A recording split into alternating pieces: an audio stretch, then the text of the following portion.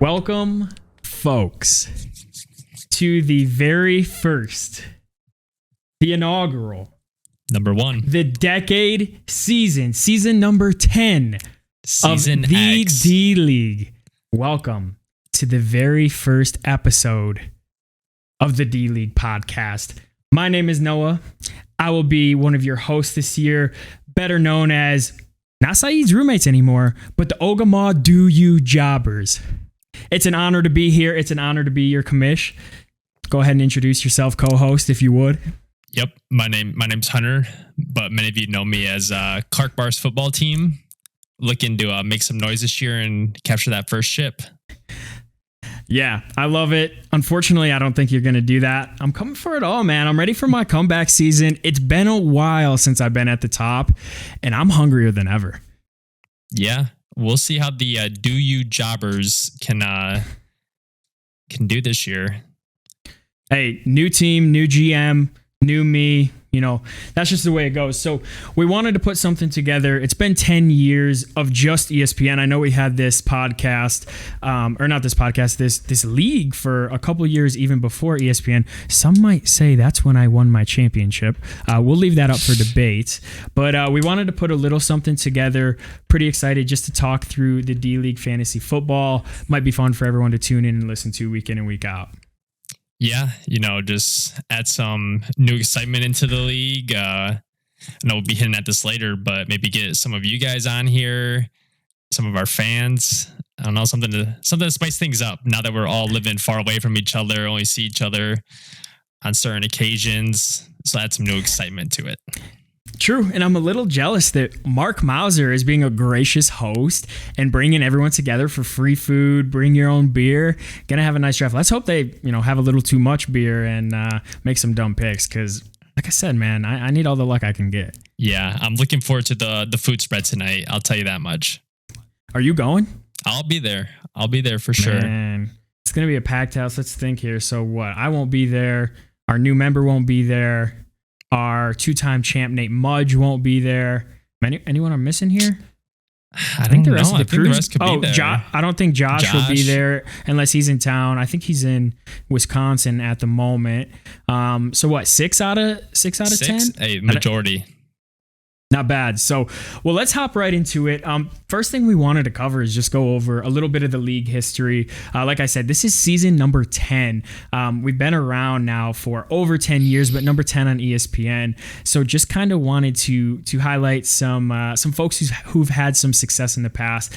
And we'll kick it off with Justin Wagner. That guy joined the league and he took it by storm. Yeah, he sure did. First and only three-peat. Which is something. This guy went on a tear. 3P in a 10-year league is just crazy. And this guy went nuts. His reign was from 2017 to 2019, I believe. And I do remember in 2019, his guy took him to the top. CMC, man, he was unstoppable that year. CMC 2018, he got in the playoffs as 5-8. I think that just goes to show you how weak that Maroon division is. He's sneaking in, and he got hot at the right time. Give him credits. He got his ship, but 5-8 entering the playoffs that's something. 3 seed, if I remember right, coming out of the Maroon, and just ran through the playoffs. Won it at a 5-8 regular season, but just goes to show, man, come playoff time, anything can happen. Yeah, you're right. Anything can happen. Moving on, we got two-time champ from the Gold Division. I think goes by Golden Taint Warriors this year. Some might call him that. Yeah, back in 2016, that was the first year Zeke came into the league. That was the Eat Zeke Eat. Yep, you see it on the baby. Back wall there. Yeah, right over there, baby. Yeah, the Eat Zeke Eat year really led him to the top. And let's not forget to mention our reigning champ, our current champ, the world champion of the D League. I mean, he holds that trophy. Reigning champ. At least we think. Do we know if it made it to Wisconsin? I wouldn't know. I've never touched that thing, so I was hoping you could tell me. I'll be honest. I think I bought it. I was the original one that ordered it. And I've never had it since we've actually had the trophy. So it started off as a small little trophy, and then I think we actually added it on top of like a very large trophy. So that, I mean, that thing's got some girth to it. Hey, I'm telling you, if I take it home this year for the 10th anniversary, I'm adding some more girth to it, making it a little bigger. Anyways, moving on. I'm not even sure what that means. We have another 2-time champ here in the 10 years of the D League on ESPN. That man goes by Nathan Denver Dustballs Mudge. He is 2, one in 2014, one in 2021, and he is representing the Maroon division. That puts us at 5 at the moment. That puts us at 5 champions coming from, or championships, I should say, coming from the Maroon division. He was actually our very first champ when we switched over to ESPN. That was back in 2014. And then he did win a couple years ago in 2021. I believe that was the big Justin Jefferson year? Yeah. JJ was his highest score on his team and took it home that year. Yeah, so Mudge represents the goal. That puts us at 5. And we've been 9 years. So unfortunately, for those doing the math at home, that is a majority. Looking to even things out this year from the gold division, but for now, Maroon takes the number 1 spot. And it's always all talk from the Maroon, always all talk. And you know what? We back it up, and that's what we do. You know, we may not be all around the Strong's division, but we're always on top, and that's what matters. Yeah, it's very top heavy. It's the Big Ten East. Anyways, yeah. Chuck has one back in 2020. Something did happen that year. If I don't know if we can count that. So the bubble year. So let me ask you this: when the Lakers were in Disney World and they had LaMickey James and A. Disney on the team, do we count that championship? I don't. A lot of people don't. No fans. So, that takes out a whole new element. So can we count the year of the Cucks? It's up for debate. It's up for debate. And I'll tell you what, if we're gonna count the Cucks, I think mine should count too. Is that fair? Hey, as long as we're counting this next guy. Back in 2015, we had OG Cam's crew. Yeah, not that new school Cam's crew. Yeah, when did Cam leave the league? We have the date on that. I honestly, I feel like he's been in and out like 2 to 3 times in the last 10, 15 years. But yeah, he did win nominated this past time around. I know. Well, you know, as your commish, I don't want to spill any secrets, but he was nominated, and I will say more than once. All right. So, you know, I want to go over last year's standings, kind of talk about how everything played out. But first, I do want to mention we did have a league member leave this past year. He was in the league for quite a few years, and you know, just had some other things going for him, and you know, it just wasn't it wasn't his time anymore to be in the league. So it's with great pleasure that I announce Trent Player Dieterle to the D League. I believe for the very first time. I don't think he's ever been in this league since the very start, and I believe he's going to be going by the name of Turn Your Head and Golf. So welcome, Trent. We're happy to have you. We're excited to have you. And let me just say, you're joining the easiest division in the league, so you shouldn't have a problem year one. Well, hey, we'll see about that. I think Trent's a real wild card.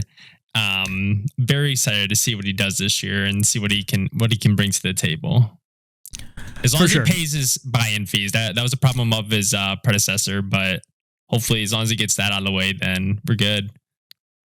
For sure. So let's dive into last year's standings. As we already mentioned, Golden Taint on top. The guy had a great year. Not the best regular season record, but close to it. And I mean, he finished it off with a championship. So great year by Golden Taint. And not much else to say about it other than he showed up. He came, he conquered, he took care of business, and now God knows what he's doing with the trophy. Yeah, hats off to a 2-time champ, Josh.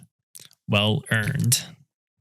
Well earned for sure. So, we can just run through these quick. At 2, we had Southside Silly Sliders. It seems like that guy's always finding his way into the top 3, no matter what. He could go. He's been a problem. he could go 5-8 in the regular season, 7-7 as he did last year. It doesn't matter. The guy's going to finish top 3. It feels like it's year in and year out. That's got to be the most consistent guy in the league. You just can't let him get to the postseason. Anything can happen there, and he's proved that year in and year out. Yeah, keep that guy out of the playoffs, and everyone else has a chance. So we'll see if that keeps up this year. And trust me when I say I wouldn't be surprised if it does. All right. So coming in at the 3 spot, my favorite player in the league, my favorite team in the league, Unanimous the best name player in the league. Mark's Flying Circus. The Flying Circus came to town 14 weeks in the regular season. He won 7, he lost 7, but he showed up in the playoffs and he got himself a top 3 spot. Yeah, just a really great year for Mark. I think it goes without saying that he is the unanimous favorite player. I'd hate to be the guy that said he's not. We should probably kick him out of the league if someone votes against that. And rumor has it that's why the True Pals got booted, but you didn't hear that from me. So the True Pals were coming in at 4. We did talk about him a little bit. Coming in at the 5 spot. Clark Barr, you want to go ahead and... That's me. It was a very disappointing season. I'm not going to lie. I really enjoyed my team on paper last year, but that's about all it was just an on-paper team. And, that doesn't win championships. And it showed last year. I was middle of the pack. Yeah. So coming at 6, the Dust Balls. I mean, I feel like they're always a lock for a playoff spot. Very consistent. That guy just doesn't miss the playoffs much. I mean, it doesn't seem like he did much this year in the playoffs, but just getting there, I mean, is step one. And some of us... It doesn't really take much to get there when you're in that division. Some might say. So coming in at the 7 spot, it irks me that, and it just hurts to know this guy finished above me, but it is the infamous Why Can't I Win? Coming in with a 5-9 regular season record, 1,200 points for. That's crazy. Just not a great season. But sometimes that's just something we've come to expect from this guy. Yeah, you just 89.5 points per game last year. Somehow found 5 wins, which is something when you look at this next guy. Old Saeed, do your job. Yeah, Saeed. Take it away so from here. I don't want to say too much about Saeed. He left a lot of games and a lot of weekly matchups quicker than Saeed actually left lane, which is hard to do because Saeed left really, really quickly. So I don't know. I mean, I feel like I showed up. I showed out as much as I could. I mean, almost average 100 points per game. That's higher than a handful of people.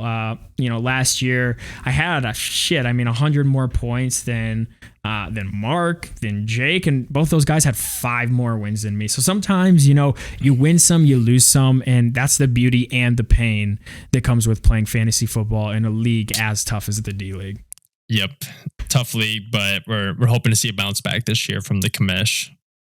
For sure. So, fingers crossed. I've been doing my preparation. I've been putting my work in. And let me just say, you guys are in for a treat. We'll see. The last couple of years, I think you've been quoted every single draft saying you've done no research going into the draft. So hopefully this year you've done a couple of mock drafts and you're ready to go. But rounding out the standings last year, we had Chuck's Cuck and Cam's crew, both of which would have made the playoffs as a 1 seed in your division, but finish at 9 and 10. I think that just goes to show you how competitive the gold division was last year. Yeah, I mean, what can I say? I can't really argue with that. 2022, 2023 might have been a better year for the gold division, and that's okay. But this year's different. I mean, new year, and I mean, like we just showed, we have 5 championships on ESPN. Gold Division has 4. So, I mean, we're still leading the way, and I think we're going to separate ourselves a little bit more after the conclusion of this year as well. We'll see. But every fantasy football league starts with a draft, and let's hop into what's going to happen tonight. I can't wait. And like I said, I'm really disappointed. I can't make it to Mark's. I mean, that's gonna be a riot. Mark Mauser hosting the draft. That man would never even show up to the draft historically. So the fact that he's hosting it is so awesome. And the fact that over half the players, there is gonna be really awesome. And some of us will tune in via Zoom or whatever it is. So what we wanted to do is go through a little bit of a mock draft, kind of see where we thought each player would fall and who they'd fall to. So let's kick it off with the number one pick. We don't really need to talk about this one much. Chuck with the number one pick. The guy's taking Justin Jefferson, is he not? I think it's locked at this point. If Justin Jefferson falls into my lap at 2, I don't even know what to say. It's just more of a lock than me taking JT last year. Yeah, and I mean, it's not a bust for him.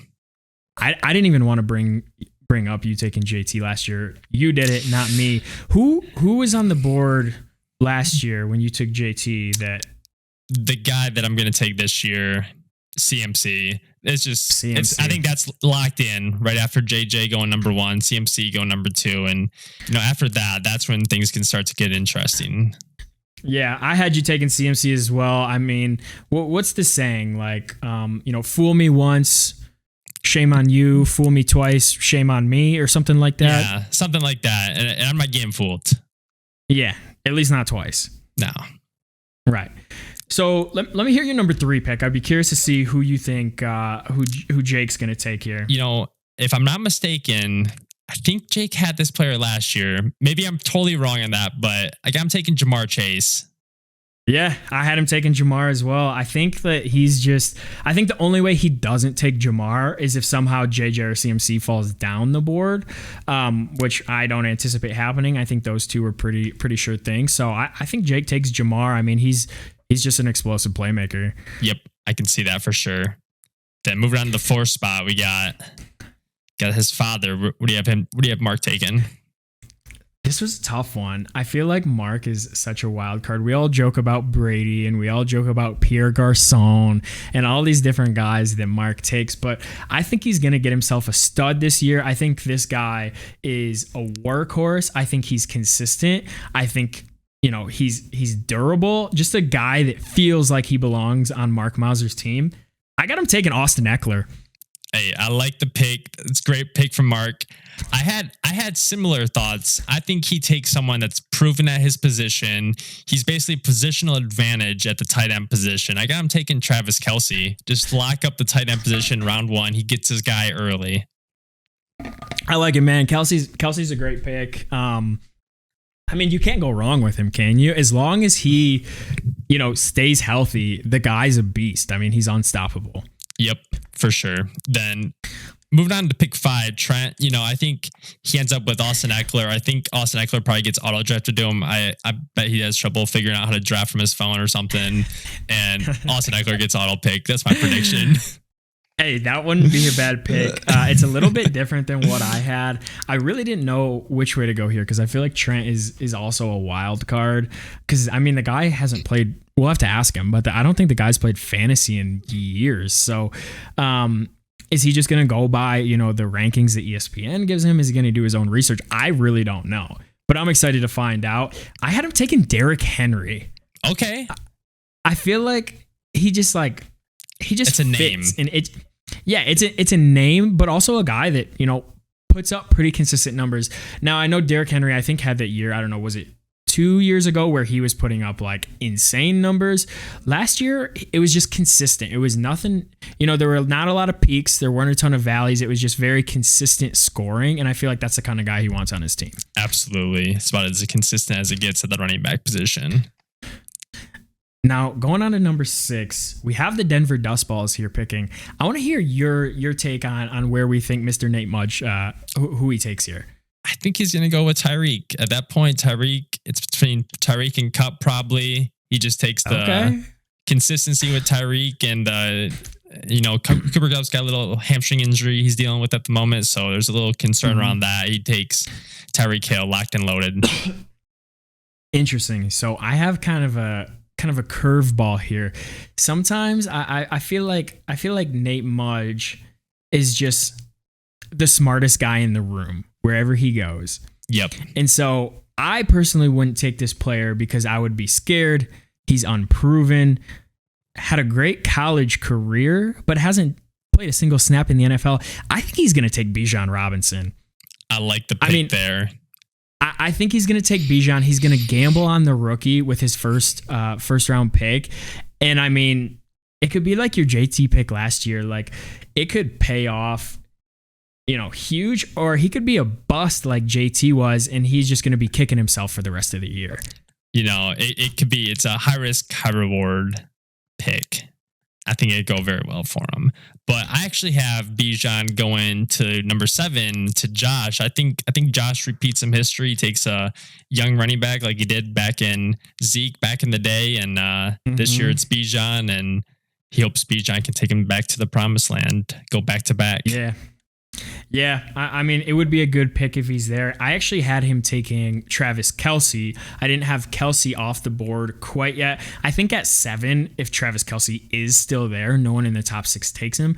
I think it would be ludicrous not to take him at the 7. I mean, I'll tell you what, I'm at 9. If Kelce falls to 9, he's going to be on my team for sure. So I just don't see, someone passing up on Travis Kelce having the 7th overall pick. Yep, no, it makes perfect sense.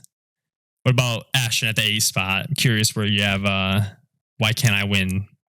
This was such a hard one for me. I feel like Ashton just wants to get a superstar, but the superstar he picks maybe just doesn't pan out the way that he wants. Similar to, was it Todd Gurley that he picked? I mean, I know Todd Gurley had those huge years, but then when Ashton took him early, didn't he have like a terrible year? Yeah. Am I remembering that right? He may have gotten hurt that year, but I think you're right. He may have gotten hurt. And so Ashton's first round pick went down the drain, similar to how it's going to go this year. I've taken Saquon Barkley.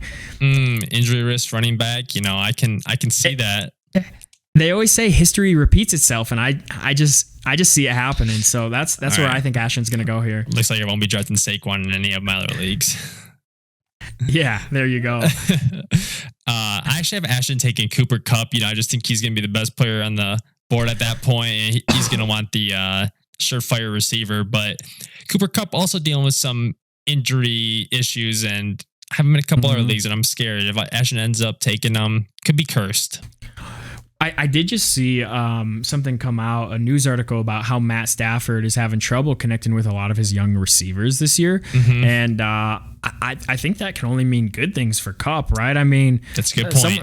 If Stafford isn't connecting with him, he doesn't trust him, he's not going to throw him the ball. And that just means more and more targets for Cooper Kupp. So Cooper Kupp, even, with that lingering hamstring issue, they're going to tend to that. They're going to probably take it a little bit easy on him. But I think he gets right back to prime Cooper Kupp. And I don't think that would be a bad pick at all.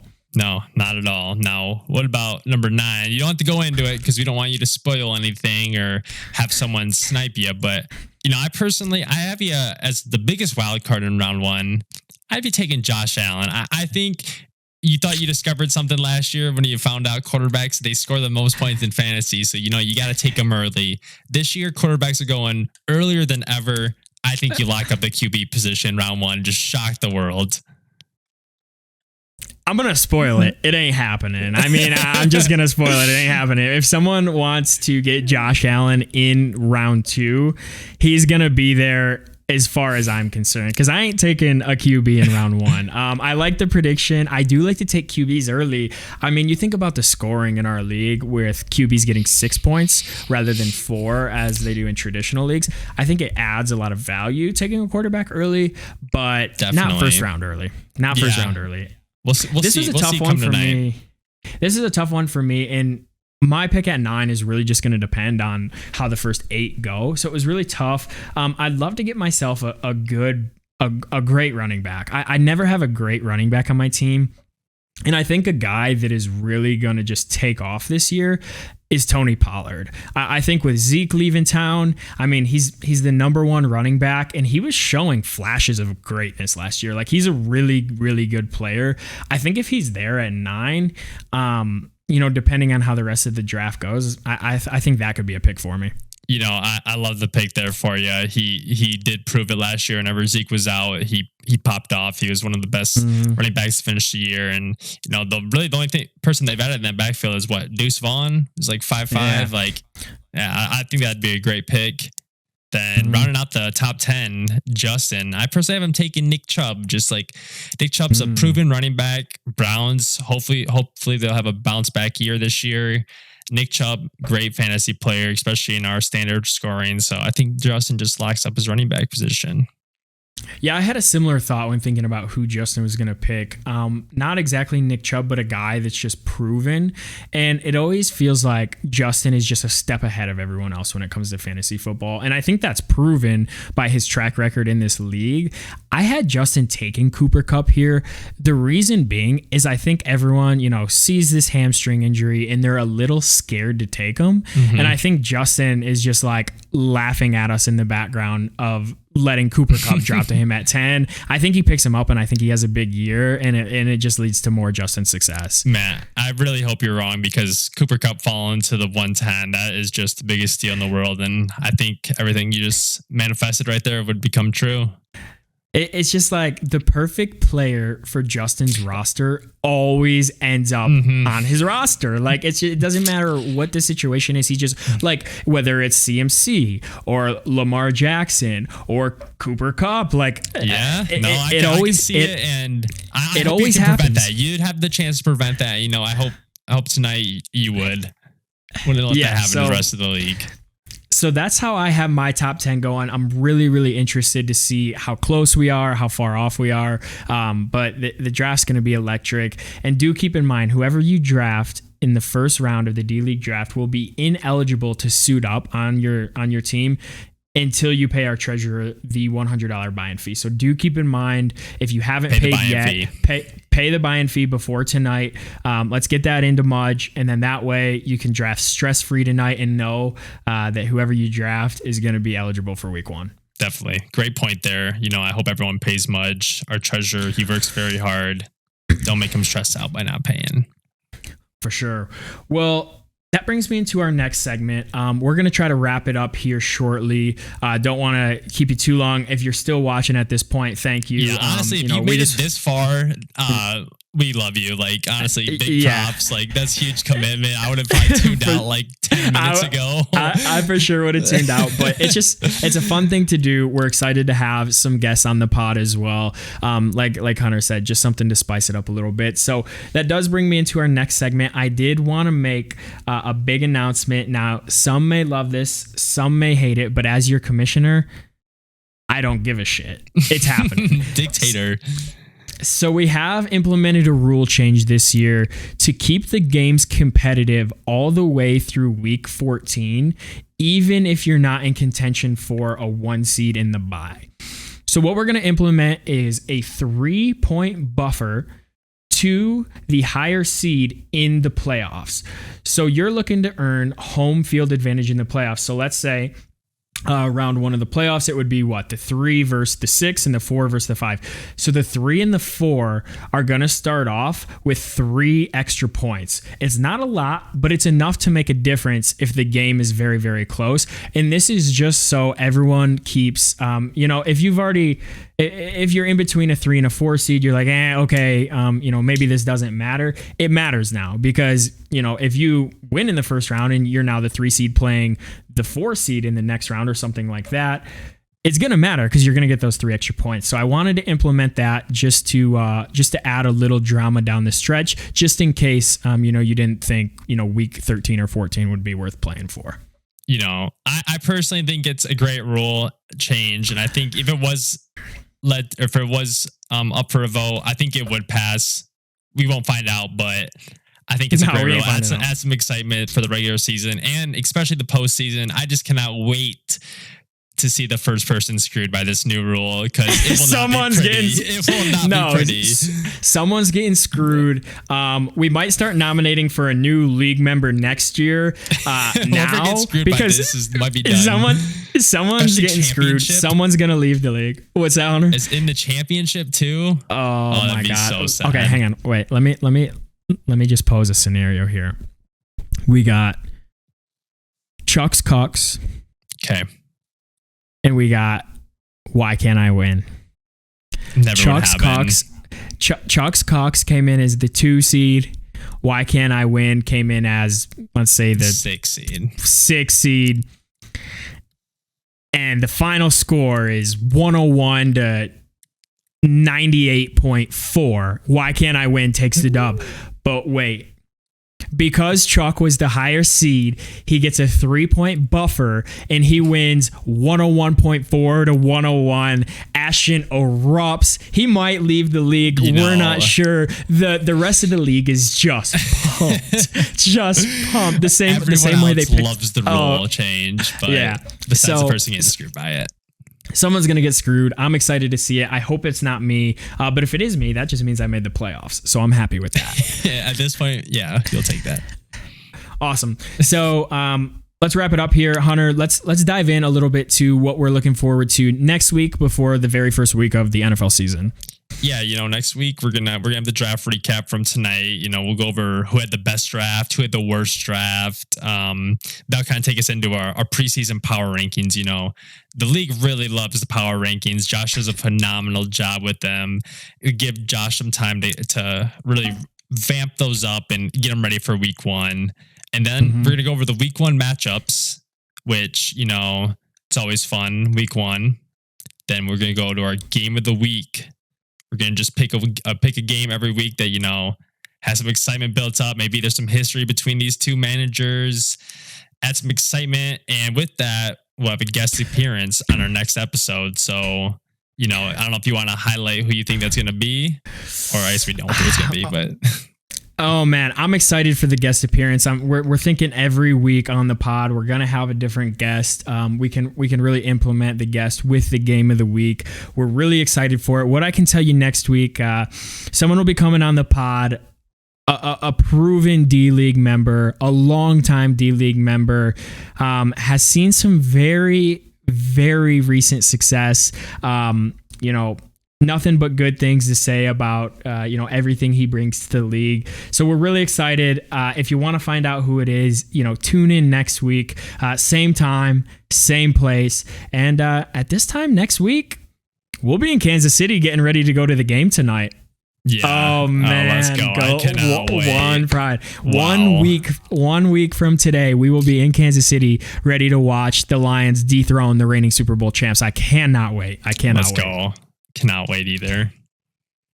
Alrighty, folks. Well, that does it for us. Like I said, it's an honor and a privilege to be the commish of the D-League for this long. All the scum commish, comments and chirps just really make me feel even better. I love them. Keep them coming. And it's the commish's year, so I just want you to know that.